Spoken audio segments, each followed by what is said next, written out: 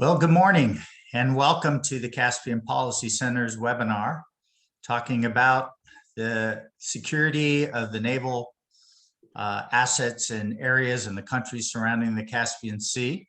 I want to highlight that the Caspian Policy Center just issued a new policy brief on the region, and it's entitled Landlocked Naval Defense Diplomacy in the Caspian Sea. And we'll be putting a link during this webinar so that you can read it. If not, you can also get it off of the Caspian Policy Center website.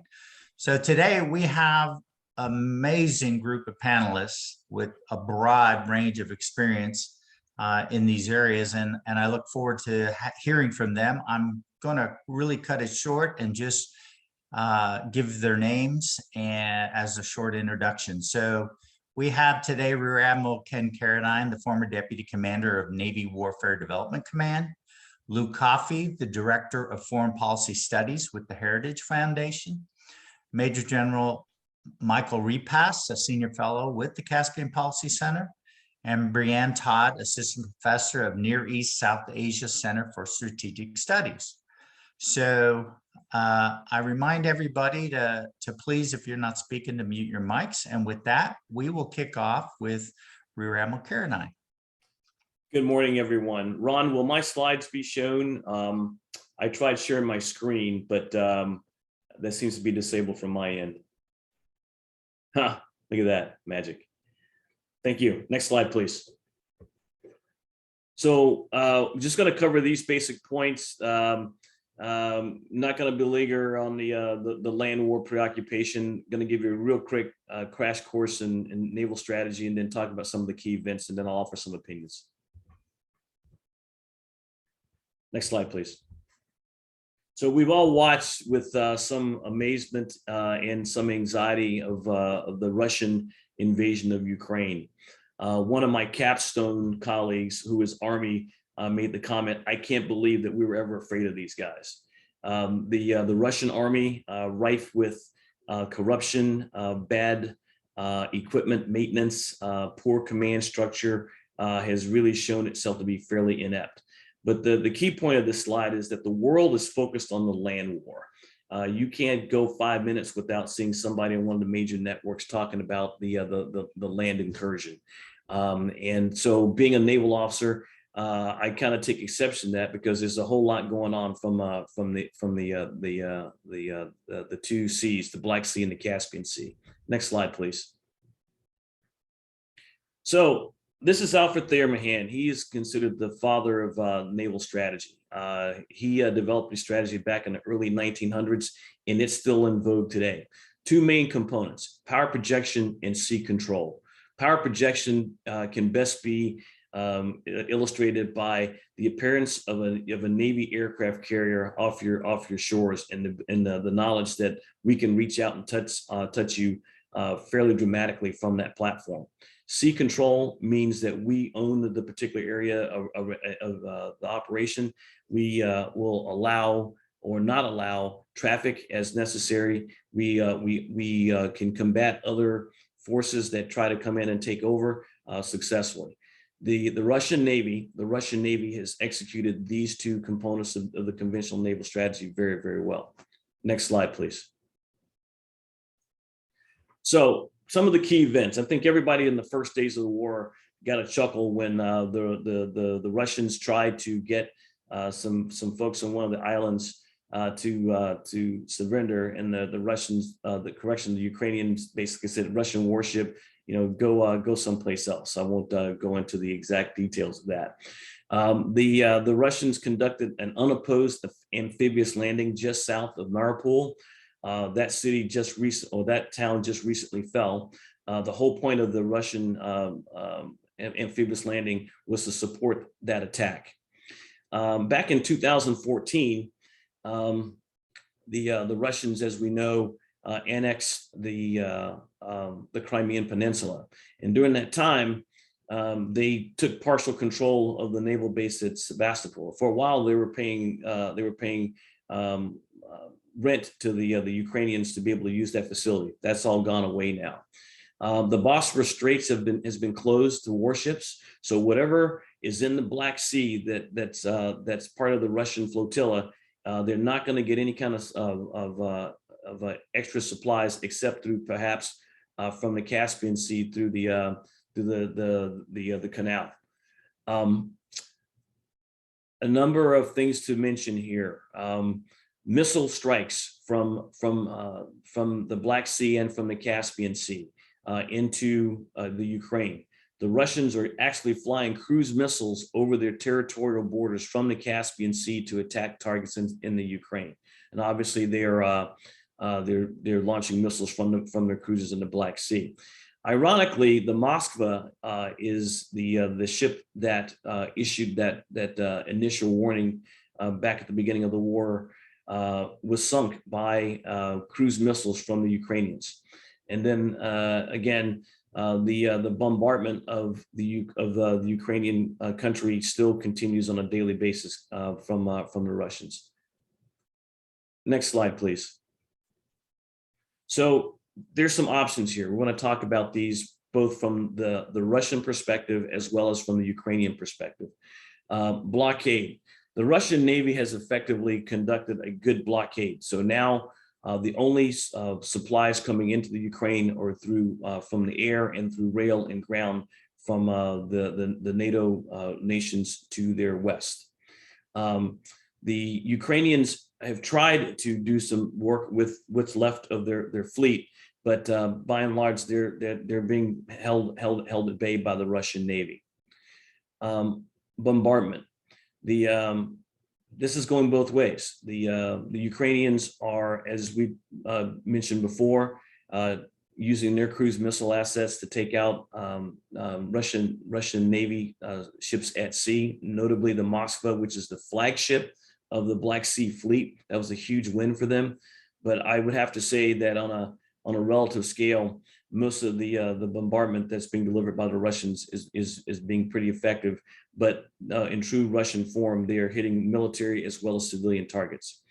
The other option for forces are amphibious landings. I mentioned before that the Russians have conducted several unopposed amphibious landing. This is their doctrine. They don't want to go against an opposed force. So they find a piece of shoreline where they're sure they can't be countered, and they put a massive massive troops on the ground, anywhere up to 100+ troops that are now supporting the operations outside of Mariupol. Mining. So far, the Russians have not owned up to any mining. That doesn't mean that it hasn't happened, but we know the Ukrainians are thinking about it as a way of opposing any more amphibious landing. What's key, though, is the conversion of civilian ships by the Ukrainians. They have the ability to put drones on board these ships, and as well as small cruise missiles to take out the Russian fleet. It's probably a one-use asset, but again, a kill is a kill. Next slide, please. So from my perspective, the Russian Navy's done its job, unlike their Army brothers.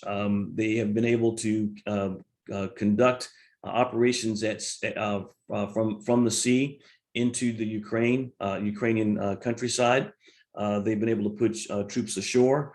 They've been able to pretty much hold back the remnants of the Ukrainian Navy.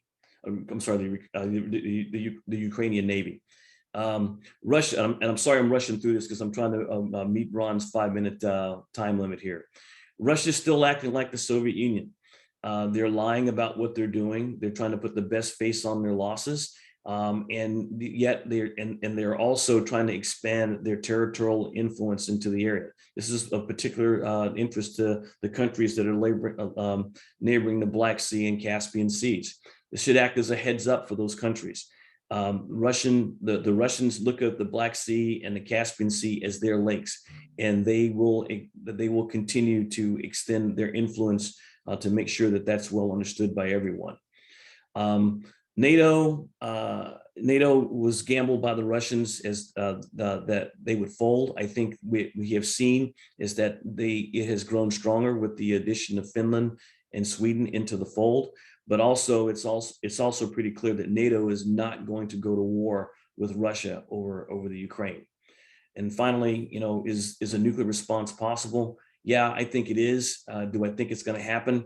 I don't think so. I think what's going to happen is this will continue to be a proxy war for the next several months, possibly into next year. And I will complete my presentation and stand ready for questions at the end. Thank you. Thank you, Admiral Carradine. We'll be followed by Luke Coffey. Go ahead, Luke. Good morning, and thanks for having me here today to speak about this important issue. The Caspian Sea is located at the heart of the Eurasian landmass, and of course, by definition, anything that's at the heart of something is very important. In the context of the current geopolitical situation, the role of the Caspian Sea in Russian military planning and Russian strategy, I think, is overlooked because we tend to focus more on Black Sea developments and what's happening in and around Ukraine. There's been a lot of discussion about Russian occupied Crimea serving as a springboard for Russia's military operations in Syria and in Libya. Of course, Russia's naval presence in the Black Sea is also serves as a springboard for Russian maritime operations in the Eastern Med. But the Sea of Azov is literally the gateway for the Black Sea and in many ways the outside world to the Caspian Sea, because the Sea of Azov has the entrance to the Volga-Don Canal, which of course is one of two canal river systems that can connect the Caspian Sea to the outside world. Now, I want to focus my my remarks on what the U.S. has done and what I think it can do going forward, and I'll try to stop at the 5-minute mark. The U.S. didn't really get serious about the Caspian region until around the time of 9/11, when we were all of a sudden trying to find new partners and friends and allies in this part of the world. And we were really playing catch up on our lack of defense and military engagement in this region of the world since the collapse of the Soviet Union. So between 2000 and 2003, the U.S. actually provided 3 Coast Guard cutters to Azerbaijan, which Russia allowed to be transported through the Volga-Don Canal system, which, I mean, today seems like an impossibility, but at the time it was very much possible, and it did happen. In 2003, the U.S. started an initiative called the Caspian Guard Initiative, CGI. And the aim of the Caspian Guard Initiative was to improve the capabilities of mainly Azerbaijan and Kazakhstan in terms of situational awareness along the coastline, coastal defense, counterterrorism operations, stopping the spread or proliferation or the illegal trafficking of WMD. And in this context, we did some officer exchanges. We also provided some coastal radar systems. We predominantly with Azerbaijan, to a certain extent to Kazakhstan, and to a very limited extent, but still with some engagement, to Turkmenistan. For the U.S., of course, this region has strategic importance due to the fact that Russia and Iran are both actors, Caspian coastal states, but also the fact that some of the world's most important oil and gas and fiber optic cables and transport links run through this region. And also, of course, China is becoming increasingly involved on the eastern shore of the Caspian, not so much on the western shores yet, but definitely on the eastern shores. So after about 5 or 6 years, this Caspian Guard Initiative, CGI, sort of ran out of steam when U.S. priorities begin to look elsewhere. And today, there's no such initiative. In the report that CBC has put out, it's highlighted some of the multinational exercises that are done in the region, but none of these have a big focus on maritime security. EUCOM led the Caspian Guard Initiative in around 2003. that was the main combatant command in charge of it. Even though Kazakhstan is in CENTCOM, there was some coordination with CENTCOM on this, but this was a EUCOM lead. And, if you go back and read the EUCOM posture statements from 15 years ago, almost 20 years ago, they would mention the Caspian, right? And there was a section, not a big one, but it was mentioned, and CGI was discussed, and improving maritime capabilities of our partners in the region. That was all mentioned. And for example, if you go to the latest EUCOM posture statement from just a few weeks ago, it runs 6,500 words long, and the word Caspian is not there. There's no meaningful discussion about the Caspian or its role in the bigger geopolitical picture of EUCOM's area of responsibility. So I'll sum up here. So what can we do going forward? I think that first we should figure out what our goals are. I think the main tactical goal in terms of the maritime situation in the Caspian Sea for the United States should be to help friendly countries secure their maritime borders, protect vital energy infrastructure, stop the flow of terrorists, prevent terrorist attacks, and ensure the free flow of commerce in the region. And of course, prevent the transfer of illegal weapons and drugs. This should be what we're trying to achieve. Now, how can we do this? Of course, the U.S. navies will never have a presence on the Caspian Sea. No one's calling for this. So that means we have to think a little more creatively. We should be focusing our resources on improving the capabilities of Azerbaijan and Kazakhstan on the maritime front. So the idea of sending Coast Guard cutters there, it's not going to happen, but we can improve what they have and help them with improving their technology. This should definitely include improving situational awareness. We should do more officer exchanges between the different navies and the U.S. Navy, whether it's at higher education, military institutions, or maybe embedding an Azerbaijani naval officer in EUCOM or something like this. We have to think creatively, but I think there needs to be more exchange to share ideas and share our maritime security and naval culture with Azerbaijan and Kazakhstan. We should also understand the connection between the Caspian and the Black Sea for Russia, and how important that Volga-Don Canal is. Several months out of the year, that canal cannot be used because of ice or low water. A chunk of Russia's Caspian flotilla is actually stuck not stuck, but it's operating in the Black Sea right now. And Russia has been talking about modernizing this canal and getting it more up to scratch in terms of its use. We should look at which international companies could help in this. And where possible, in part of the broader Ukraine sanctions package, we should be going after companies that might be supporting Russia's endeavors to modernize and upgrade the Volga-Don Canal. And then finally, we should also not forget the role of the U.S. Coast Guard in all of this. The Coast Guard can operate in different parts of the world more easily, and it's more accepted, because it's softer, so to speak, than the Navy, although probably the Coast Guardsman would tell me in practice that's not the case. But the image of a Coast Guard is less perhaps aggressive or even threatening to certain countries than the U.S. Navy. So I think we should also explore ways of Coast Guard cooperation with these countries. I'll end there, and I look forward to the Q&A next. Thanks. Thank you, Luke.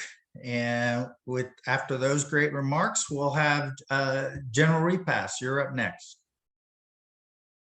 Well, thanks. I ought to just defer to Luke and call it a day, because he pretty much hit it out of the park. I'm going to make 2 points, I think. One is I'm going to pick up where Luke left off, in that the vital east-west flow, east to west flow of energy and trade across the South Caucasus is only enabled by security on the Caspian Sea. If the Caspian Sea was insecure, in that Russia controlled it, blockaded it, or Iran was doing adventurous things and aggressive things on the sea, then it would become insecure, and trade across the Caspian would stop, and that would absolutely interrupt energy flows to Southern Europe via the South Caucasus route. So that is the linkage between security on the Caspian and what goes on not only across the South Caucasus, but into Southern Europe via the various pipelines and the trade routes there. The second thing I would mention is that, and Luke made a very good point of this, the Caspian fleet that the Russians own have sallied forth through the Volga-Don Canal into the Sea of Azov and assisted the blockade of Mariupol, and then further south into the Black Sea. Those assets that are in the Caspian Sea are essentially unreachable by standoff munitions unless you get into something along the lines of a Tomahawk cruise missile.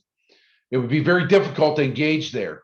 And I think Russia sees that as a reality now, that the US and NATO can reach out and touch just about anything and anybody in the littoral areas of the Black Sea, Eastern Med, Atlantic, or Baltic Sea. However, the Caspian is a bit far from the engagement ranges or the engagement zones that the US would prefer to have. So it would take a penetration of the air defense zone of southern Russia to get after any assets that are in the northern Caspian Sea. Going to Luke's, one of his last points, Chinese firm has been contracted by Russia to actually expand and deepen the Volga-Don Canal, which I'm led to believe will enable a larger class of vessel to be able to operate from the Caspian Sea, and again, exist in the safe haven of the northern Caspian for the Russians. Further, the vessels that they have there, some of them have air defense capability. So you have a multi-dimensional air defense threat presented by Russia on the Caspian Sea. You have the land-based air defenses, S-400, et cetera, in southern Russia that could range across most of the Caspian Sea. But then you have the actual seaborne capabilities that are represented in some of the class of the vessels that they have. So you have a multi-dimensional air defense threat there. So in theory, Russia could seal off the land border or land east-west route across the so-called Ganja Gap that Luke has explained in detail previously. They could also seal off the sea, and they could potentially seal off the air. So Russia's reach in the Caspian region is very significant. So what to do about all this? I totally agree with Luke on where we should go on this. But the reality is, and I don't think the United States in particular appreciates this. I think the Europeans do it to a much larger degree. But relationships matter. And you have to be there to have a relationship. So the military exchanges and the exercises and all that kind of business, that relationship is built on mutual trust and interoperability. Those relationships matter and will carry both nations or all the nations together forward in the future. So these exchanges are exceedingly important. Revitalizing the exercise program are important, but I would add one dimension to that. I think we could probably work to upgrade the technological aspects of the small combatant craft that are on the Caspian at the moment. That's for maritime domain awareness, self-protection, and for interdiction on a small scale with the vessels that are there in Azerbaijan and the other two Caspian nations that we'll deal with. And with that, I'll pause and then recycle my time to Q&A or the next speaker. Over. Thank you, General Repass. And our last, but probably the most well-educated panelist that we have is Professor Todd. Please take it away. Well, thank you to the Caspian Policy Center and Admiral McLaren for the opportunity to join today's discussion. So first, I would just note that my remarks are my own views and not those of the U.S. Defense Department or the National Defense University. So as a lot of the other speakers have said before me, I think what we have seen is a slow militarization of the Caspian region, probably since the late 1990s, early 2000s. I think that's really when Russia first began to recognize that other countries, particularly the United States and Turkey, also had security and economic interests in the Caspian region. As other actors became more involved, it also became apparent that some of the littoral states, specifically Azerbaijan, Kazakhstan, Turkmenistan, that they wanted Western technology and investment, but also security cooperation as a counterbalance to potential Russian interference. I think for the last decade, what we have seen is Russia implying, but sometimes also explicitly stating that it would defend its interests in the Caspian region with military action. And as a result, I think over the last 2 decades, we have seen some serious efforts at military modernization among the littoral states. I think the ones that I would like to focus on most would probably be the cases of Kazakhstan and Turkmenistan, since we haven't talked a lot about Turkmenistan, for example, today. I think like the other littoral states, Kazakhstan maintains an interest in expanding its naval capabilities because of its ambitions to have an effective Caspian Navy. It wants to have a credible maritime force so that it can protect its oil and gas fields and all of the related infrastructure. But it also continues to closely cooperate with Iran and Russia, particularly under the auspices of the Collective Security Treaty Organization. Kazakhstan has received patrol craft from the United States, as Luke mentioned, and its main partners really do continue to be Russia and Turkey. However, I would note that in recent years, it has developed its own domestic manufacturing capabilities. For example, it has the Zenit Uralsk shipyard. I think even more interesting is probably the Turkmen case. While they tend to receive very little attention, Turkmenistan's naval modernization efforts have been fairly impressive. Until a few years ago, the country's naval forces were probably on the minimal side, and it probably lacked capacity to defend the coast, so power projection wasn't really a priority. It's not surprising because when the Soviet Union collapsed, Turkmenistan only inherited about 2 or 3 frontier boats. However, I think what we've seen is a lot of recent upgrades to its naval platforms and some improved readiness, and it's now in a position where it could potentially face a conventional enemy. Since 2009, the previous president, Berdy Muhamedov, started working on creating a national naval force and really modernizing the country's Coast Guard. Initially, we saw Turkmenistan turning to Russia for its equipment needs. It purchased patrol boats, 2 missile corvettes, but more recently, it's been making purchases from Turkey, for example, patrol boats, fast attack crafts, hydrographic vessels, search and rescue vessels, but it too has also moved to domestic production. In 2018, the government of Turkmenistan launched its first shipyard, Balkan, and it has the capacity to build 6 naval vessels and carry out maintenance and repair on 20 to 30 ships per year. Last August, it inaugurated the Deniz Khan corvette, which is the flagship of the Turkmen Navy. So I think we've also seen that Turkmenistan has moved its naval operations from the original base at Turkmenbashi to the new Zhanga naval base. Like Kazakhstan, I think Turkmenistan's long-term goal is to create a force that is capable of protecting its interests, which is namely its oil and gas infrastructure in the Caspian. However, where they differ is that Turkmenistan's challenge is how to balance its foreign policy of permanent neutrality while simultaneously projecting power at a level that would provide sufficient deterrence capability against maritime threats. I think that Turkmenistan has demonstrated that it is determined to upgrade its naval capabilities and that it's not just something that it's doing to increase status and potential military might. Now, for both countries, I think what we need to think about in the context of the current conflict in Ukraine is, like many other countries in the region, what will be the impact of Russian sanctions on their militaries and defense industries. That's going to be a serious issue for a lot of militaries to have to consider. However, I think with continued cooperation with some of its partners, particularly Turkey, but also the United States and its European allies, and continued investment in domestic production, these countries could weather the impact of defense-related sanctions. Thanks again to the Caspian Policy Center for holding this event, and I look forward to our discussion.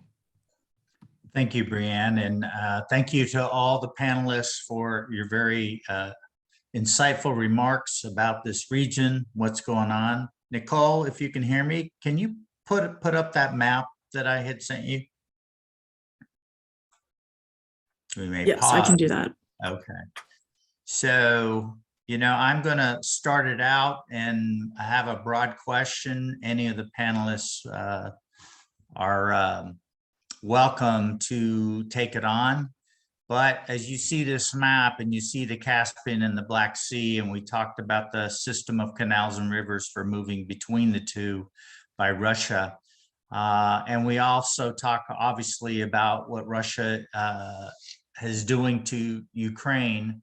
What type of signal is coming out of the countries that are bordering the Caspian as well as the Black Sea, as you look at those implications? We talk a little bit about the building up of the fleets of Turkmenistan and Kazakhstan in the Caspian. But overall, when you do a naval analysis of those assets, they're really not very much competition, even though they are making some inroads. So what should these countries, what should they be concerned about based on the actions that Russia has taken?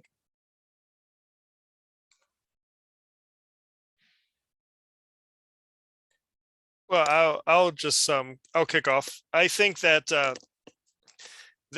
I know that the discussion of today's event is on the maritime side of things, but in terms of priorities in the context of Russia's actions in the region, I think that some of these countries are more focused on Russia undermining legitimate state institutions and structures through disinformation and propaganda. If you are Georgia, you were worried about the ongoing Russian occupation. In terms of Russian occupied Abkhazia, there's a minor maritime component to that, but not a great one. If you are Azerbaijan, you are wanting these Russian peacekeepers out of Karabakh like yesterday. And if you are Armenia, I think you're torn. You have some who are quite comfortable with the Russian umbrella, so to speak, and the presence of Russian troops in the country. But I think there's also an emerging sector of civil society who looks at what's happening to Russia internationally, looking at what's happening to Russia and Ukraine, and quite fancies the idea now of, genuine engagement and relationships with the Euro-Atlantic community. And I think that's a struggle internally that Armenia is having.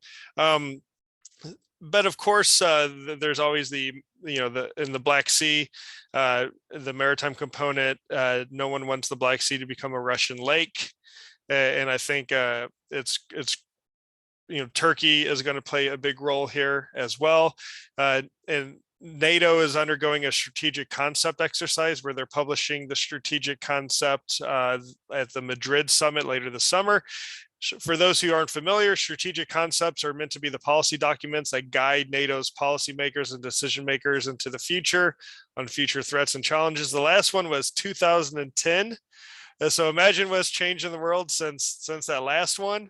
That one was 40 pages long, and the words China, pandemic, were not mentioned. The word Caspian is also not found. I know this because I looked for another event where I was speaking yesterday.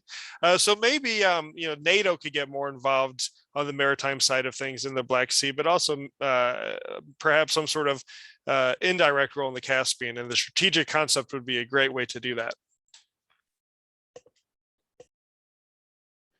I also think, Luke, that there's been a different appreciation for Russia.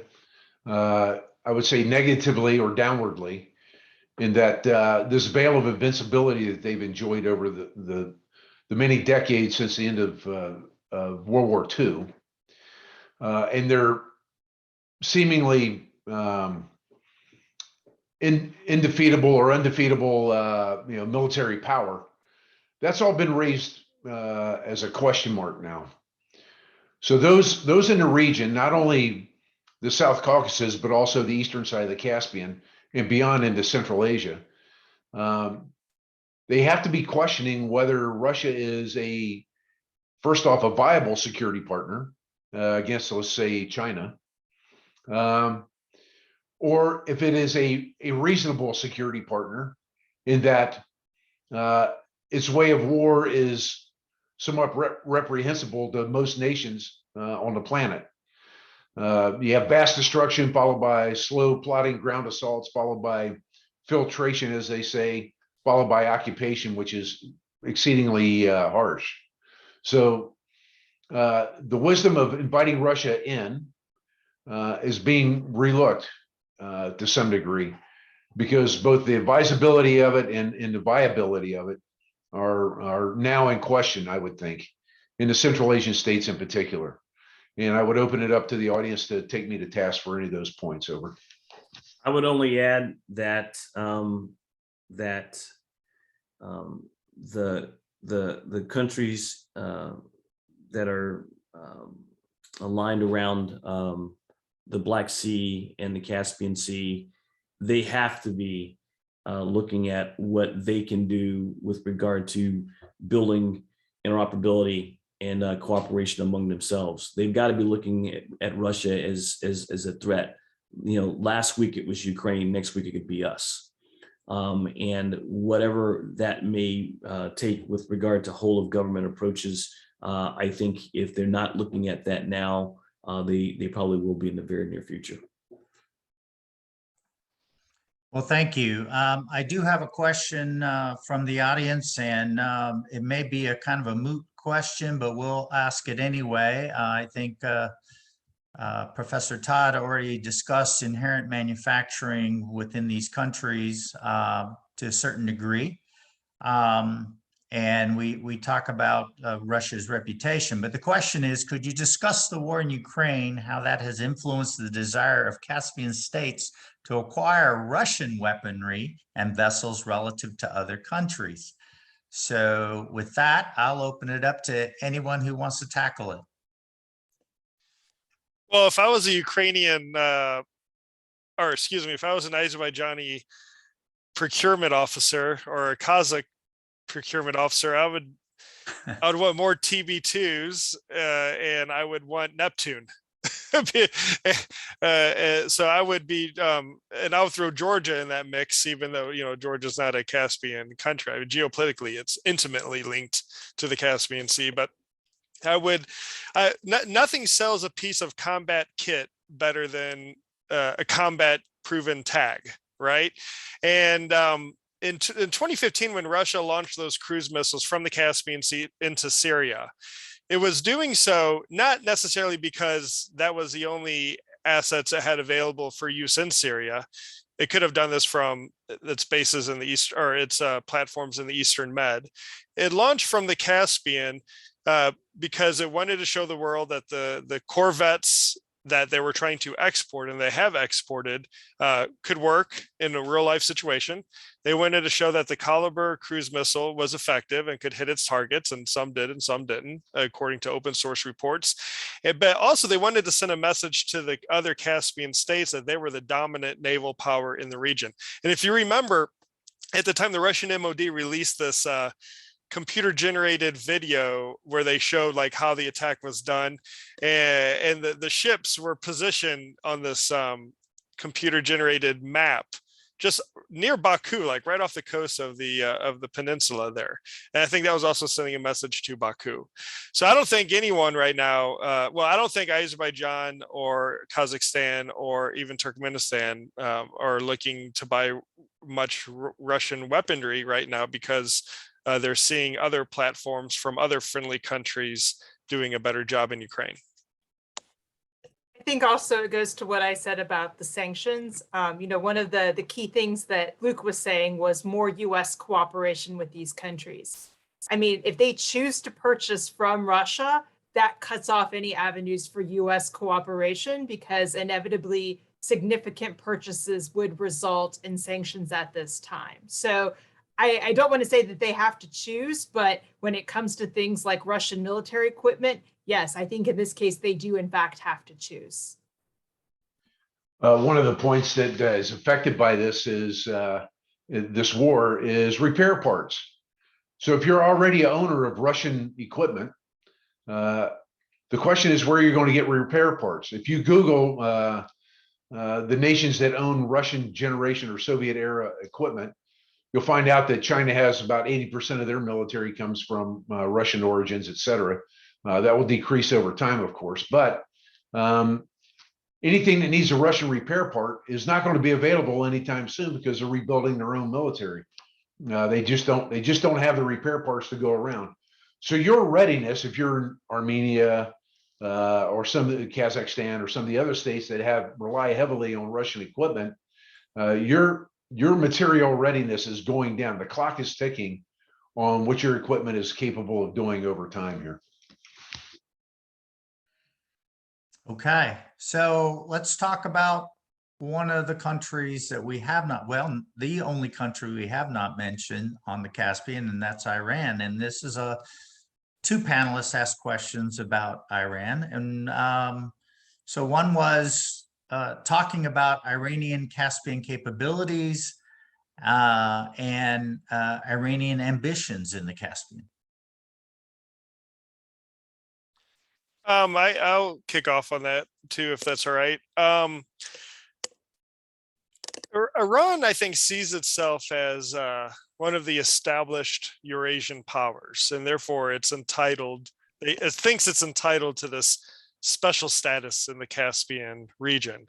In the past, I'm talking, hundreds of years ago, a lot of their influence was derived from economic activity, to a certain extent, military and security activity, but also the soft power and the appeal of certain aspects of Persian culture, whether it's literature, poetry, other aspects of culture that originates from the region, had a strong soft power appeal to the region. Well, today, none of this really exists, but Iran still thinks that it is it should have a major role in the region. I think Iran's main competitor for influence in the region is definitely Russia. Of course, it's no secret that Russia and Iran cooperate in many spheres outside of the Caspian region. But in the Caspian region, while they get along on the surface, I think, the historical, when placed in the historical context, they're very much competitors in the region. Also, Iran has this curious situation in terms of the sea itself, where the Iranian section is very deep. I think the 2/3 of the volume of water in the Caspian Sea is in the Iranian section.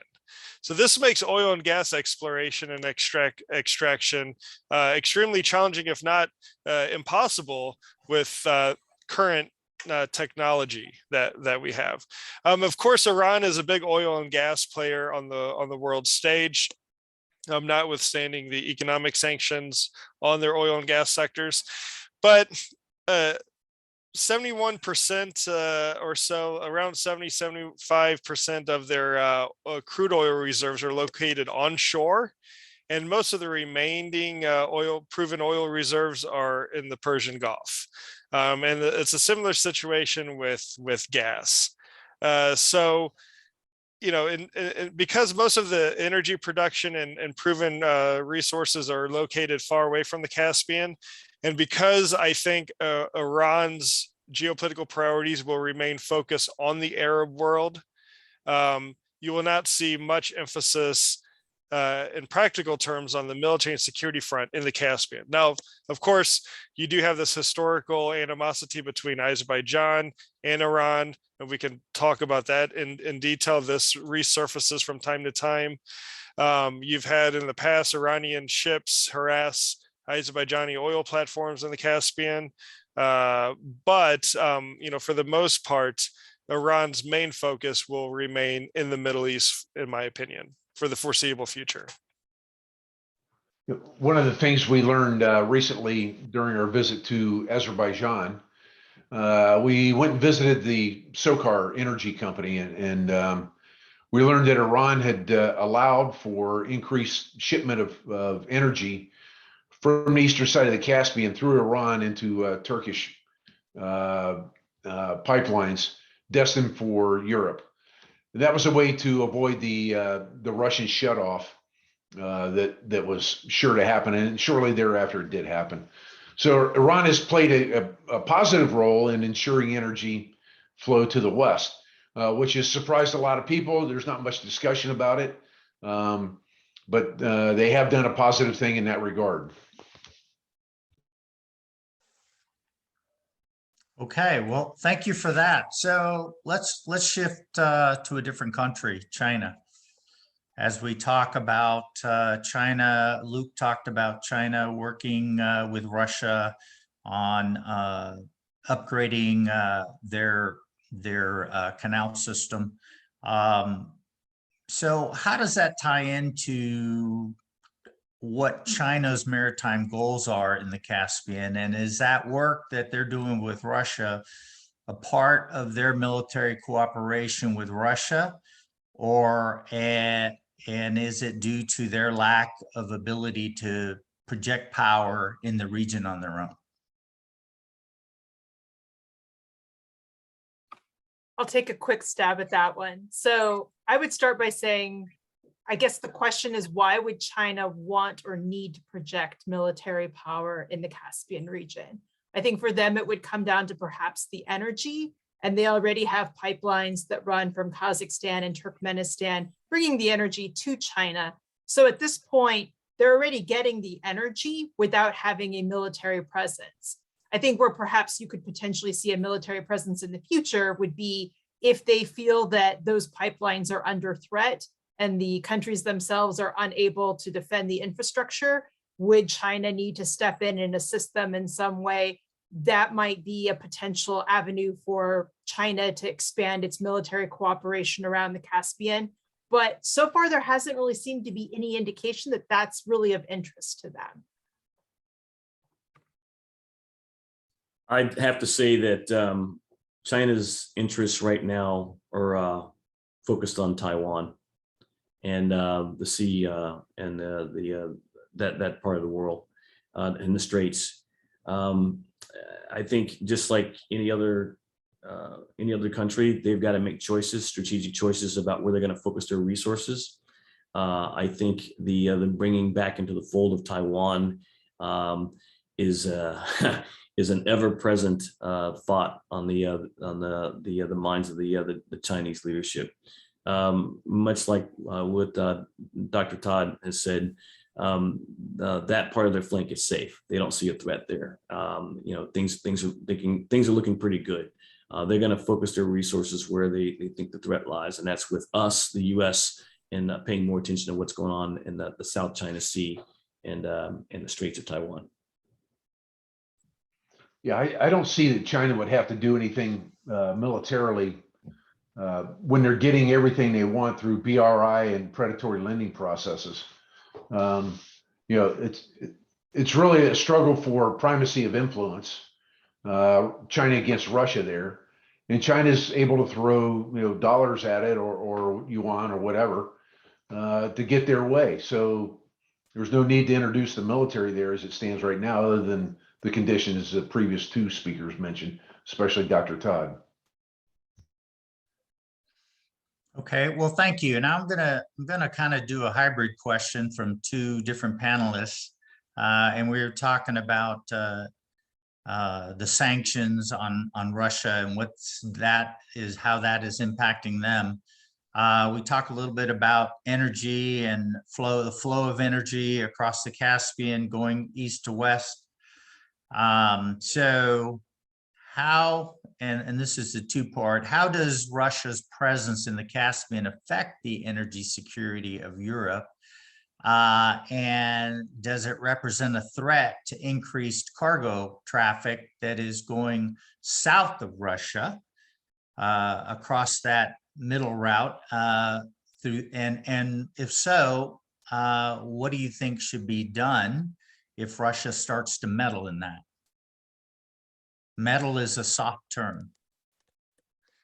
I don't think we'll see a situation where Russia would use, at least in the current circumstances, use military force to stop east-west trade and transit and shipping. I think at this point, any east-west trade, transit, and shipping that occurs in the region probably has some sort of second or third order effect in helping Russia, at least the local economies of the Russian regions around the Caspian. One can never say never, because I might get off this talk and go look on Twitter to discover that something's been sunk in the Caspian Sea, and then this will be on YouTube forever, and how I got it wrong. But I do believe Russia uses the infrastructure, the east-west infrastructure that connects Europe to the Caspian region as a pressure point for Europeans, for regional countries as well. As long as Russia has the pipeline infrastructure from the oil pipeline infrastructure from the Caspian Sea to the Black Sea, countries like Kazakhstan and Turkmenistan will always feel compelled to send some of their oil to global markets through the CPC pipeline, for example, instead of just solely through BTC. Because they don't want to get on the wrong side of Russia. Even Azerbaijan sends some oil through Russian oil pipelines, even though, of course, there's spare capacity in BTC right now. They do this to try to balance Russia's behavior in the region. General Repass or balance their relations with Russia and other powers in the region. General Repass mentioned a term that I often use called the Ganja Gap, where from the Arctic Ocean to the Gulf of Oman, there's about 100 miles out of 3,200 miles of territory that is not Iranian or Russian. It's Azerbaijani. And if you look at a map, there's a latitude on the globe where you have three countries from the Arctic Ocean to the Gulf of Oman. You have Russia, Azerbaijan, and Iran.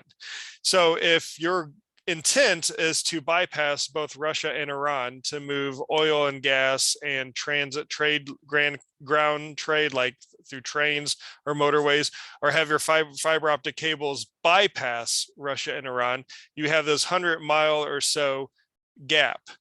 I don't think it was a coincidence that in July of 2020, whenever the first skirmishes of what later became the Second Karabakh War, later that September, happened around Tovuz, Azerbaijan, which is right in that narrow corridor.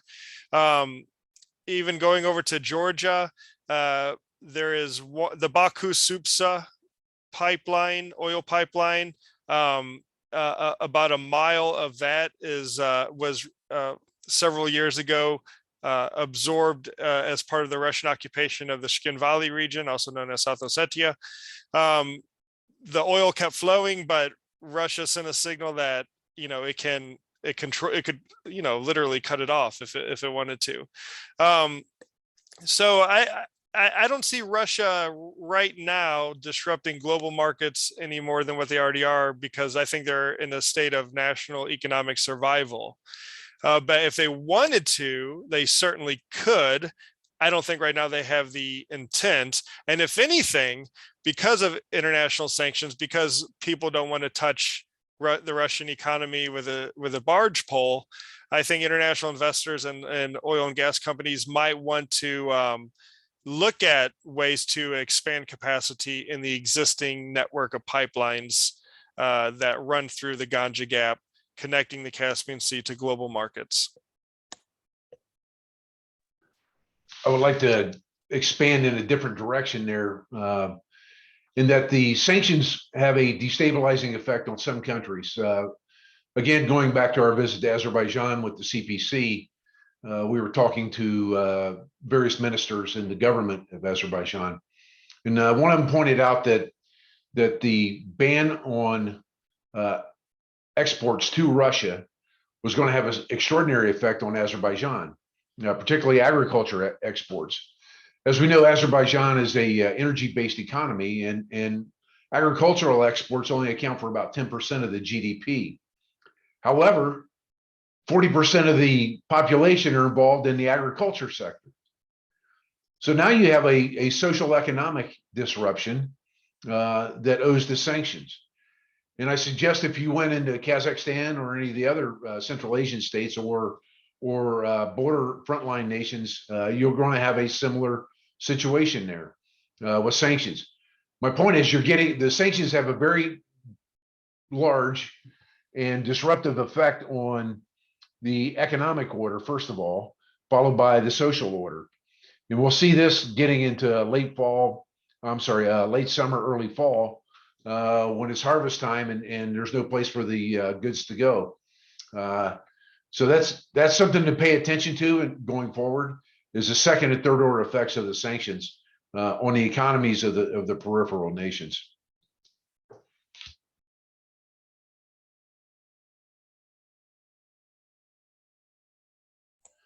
Thank you, General Repass. To follow on to those remarks, with the impact that the sanctions are having, and this is to everyone, I see that there is a tremendous opportunity based on a sentinel event of Russia invading Ukraine to change economic patterns of trade and finding the markets and helping them find the markets so that they are not as impacted as they could be. Yes, they will be, because markets just don't automatically shift in a nanosecond, but that would be a tremendous opportunity, because there are lots of places that are going to need not just the agricultural sector, but any other types of products that the countries are producing. So is there any opportunities there, and what's the best way to implement changing those patterns?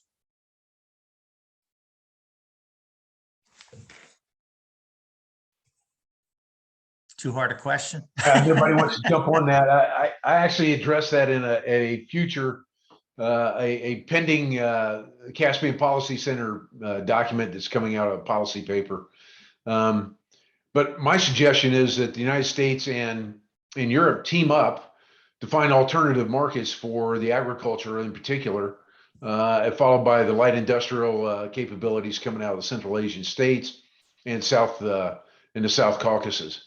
I think we have a political imperative to do so, in that we, the West, have imposed these sanctions, and we've asked the Central Asian states and South Caucasus to walk the plank for us. So I think we have a moral obligation, in addition to a political imperative, to find these alternative markets for them. And you get to read the rest of it in my pending paper when it comes out.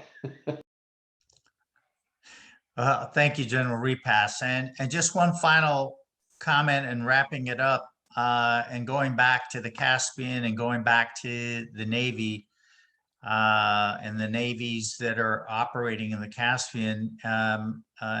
Luke, you had recommendations about working with them with various forms to help them improve. And we've talked about Turkey and some of the successes they've had with some of their capabilities. How can Turkey and NATO, what specifically could they do to help engage with the Caspian navies that we mentioned, obviously excluding Russia and Iran? So since Luke already took a stab at this earlier, I want to jump in on this and say that, he's right. We did the Caspian Guard initiative for many years. That was very much a European command program. Although the reason I note that is because of the countries around the Caspian, 3 of the 5 are actually in Central Command, not European Command. So I think in some ways it's our own stovepiped bureaucracy that we have to work beyond before we can start reaching out to some of our partners and allies to get their assistance in working with some of these countries. Looking at what we do in CENTCOM with, say, Kazakhstan and Turkmenistan, certainly we could have much more robust programming on the maritime areas. Although at the same time, it also takes political will from the partner. A lot of these countries, before the invasion of Ukraine, were walking a tightrope between balancing their relationship with Russia and balancing their relationship with the United States. Because Russia is a littoral state, the Caspian was oftentimes a no-go zone where, I mean, they usually had to defer to what they were doing with Russia around the Caspian before we could go in and do anything there. I don't know how that's going to change following the invasion of Ukraine and kind of Russia's preoccupation with that. Perhaps there's new opportunities for us now, but I think certainly we have to get beyond our own bureaucracy first. Any others before we wrap it up? Okay. Well, I do appreciate and I thank all of our distinguished panelists for participating.